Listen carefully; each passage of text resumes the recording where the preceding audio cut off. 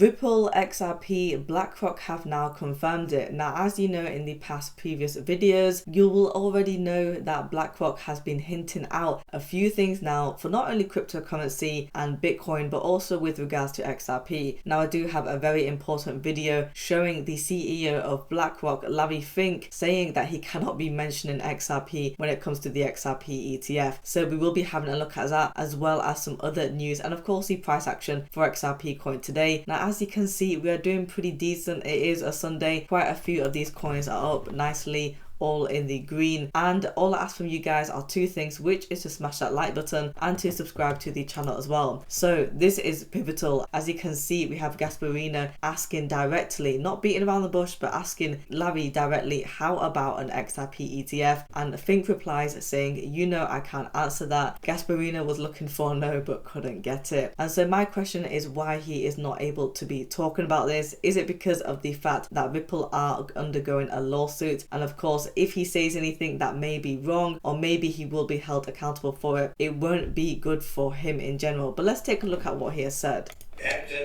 Bitcoin ETFs is an example that we're legitimizing it. We're creating more safety. Well, let me ask you this. Will you do another ETF? How about an XRP ETF? I know you got Ether out there. How about XRP? Can you answer that? I can't. And you don't want me to. I do. Well, I can't.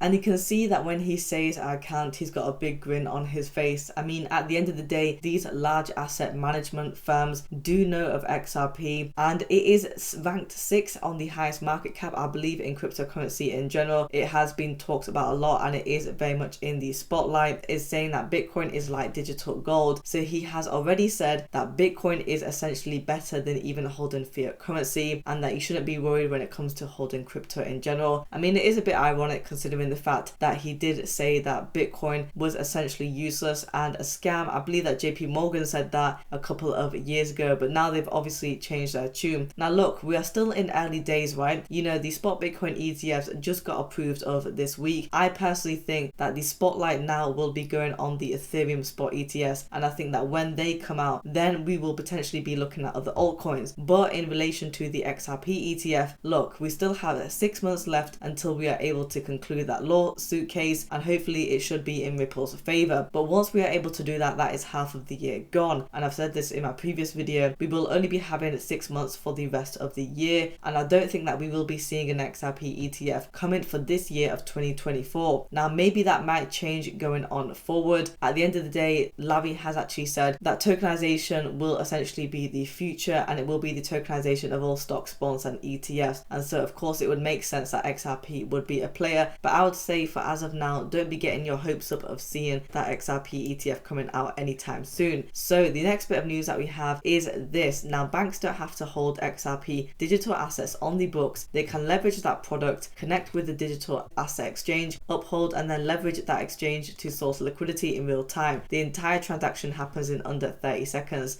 Because of the speed of the ledger, this gets rid of volatility risk. Again, to tell you a story, 3 years ago, we actually experimented with 12 banks across different geographies who did not have pre-funding relationship with each other. We gave them a bunch of digital asset called XRP and asked them to use it to see if it works for cross-border payments as a bridge currency.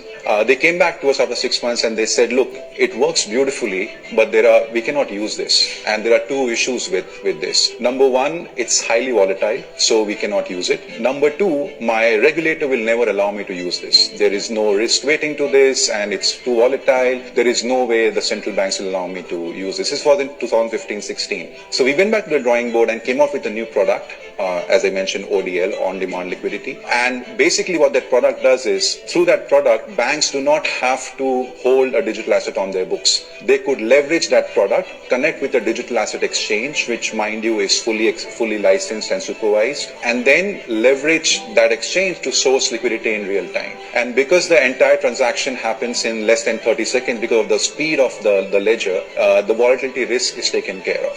So we remove the two big concerns that banks and payment payment providers had, and almost productized it in a way, and then we launched the product last year in October. So we already know that banks don't want volatility. I mean, which institution actually wants that? That is going to be a big concern. But also, when we take into account the speed, I mean, do bear in mind that the speed will be differing depending on the exchange. It does say over here that the transaction happens in under 30 seconds, but that of course can change. Now, this use case was actually also 3 years ago as well, so it has already been conducted, but it goes to show that the institutions don't have to hold the digital assets, and so they are able to resolve 2 of their problems. As we know, XRP has been in the spotlight with regards to the bridge currency, and I think it is one of the best players out there in terms of the performance and actually ability in being able to do that. Now, I actually just want to show you quite a funny post, to be honest with you. We all know that in terms of cryptocurrency, there have been many claims in relation to the fact that it has been used in illegal trade and illicit finance, but we actually have a recent article. You'll see over here, it says the headline on the Wall Street Journal, "What's in those huge suitcases? $125 million in cash. A network of smugglers flew business class to gain extra luggage allowances, moving more than $1 million at a time from London to Dubai." And this was actually updated just on January the 13th of 2024. A lot of money, as you can see, in cash in suitcases, and so they looked like ordinary tourists with very big bags, but like a network of ants, they carried off tens of millions of dollars in cash from London to Dubai. Now, British crime fighters cracked a money laundering network that they say moved more than £100 million, equivalent to this much in dollars, and a London court found 2 men guilty of illegal smuggling on Thursday, taking convictions in the network of cash couriers to 16, according to the National Crime Agency. So what does this show and what does it imply? Well, it is evidence that we have much more crime that has been committed and still committed to this day in fiat currency rather than cryptocurrency. I mean, it's a lot of cash, right? That now, what should we do about this? Should we be banning suitcases now, because then that means that they won't be able to be putting cash in it? Or should we be banning fiat currency in general, right? The US dollar or the UK pound? Well, of course not. But I'm sure that when it comes to these statistics, it was found that with cryptocurrency, around about under 1% was actually committed in illegal trade. So the other 99% has to obviously come from somewhere, and where is that somewhere? Well, it's the fiat currency. So when we have senators, for example, like Elizabeth Warren, that talk about cryptocurrency being a bad thing and that actually a lot of these terrorist organizations use it, well, they should be looking in the mirror at themselves, because not only do the people actually commit these crimes, but also the politicians and other higher organizations commit crimes in fiat currency. So that is another expose.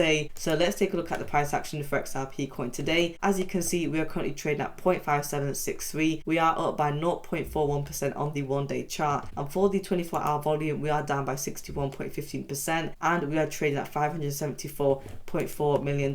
I mean, if you have a look at the volume as well, we are down by 52.37%. It has taken a massive hit in the overall crypto market. We are at $46.85 billion, and I think just yesterday we were at roughly around about maybe $90 billion in the volume. So again, some big hits that we have taken. It usually happens though when we see the volume decrease on a Sunday anyhow. So in the earlier hours of the morning, as you can see, we were actually trading at that 57-cent level, so pretty much where we were at right now. Now for the highest of the day, we were at 0.5792, so we were nearly hitting that 58-cent mark. Let's have a look at the 7-day chart. As you can see, we are up by 1.55%. Unfortunately, we have come back down for the past couple of days now. As you can see, we are trading just within that 56 to 57-cent level. However, we are just on the brink of that 58-cent level, and as you can see, we were doing pretty well at that 60-cent zone, but we just lost that momentum. So the price action for XRP coin right now is suppressed. It is down. Of course, the price for XRP in general is still pretty cheap. I mean, when it went on that run all of the way to 68 cents, a lot of people were panicking because they thought that we could see it go to 75 cents, and they thought that they would actually be missing the train. But look at it now, right? These are the times when people should be buying in if they haven't already bought in. But if we do contrast it with December, we are much lower than we were before by roughly around about 5 to 6 cents. I do want to see XRP coin go back up to 60 cents. We are only roughly around about 2 to 3 cents away from it now, so let's monitor it throughout the next week. Guys, if you want daily Ripple XRP coin news, subscribe to the channel and like the video as well.